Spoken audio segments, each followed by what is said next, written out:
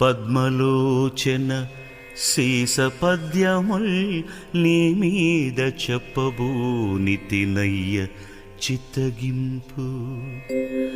గణయతి ప్రాస లక్షణము చూడను లేదు, పంచకావ్య శ్లోక పఠన లేదు.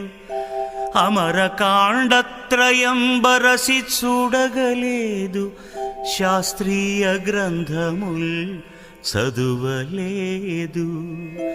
నీ కటాక్షంబున నే రచించితిగాని ప్రజ్ఞ నాయదిగాదు ప్రస్తుతింప.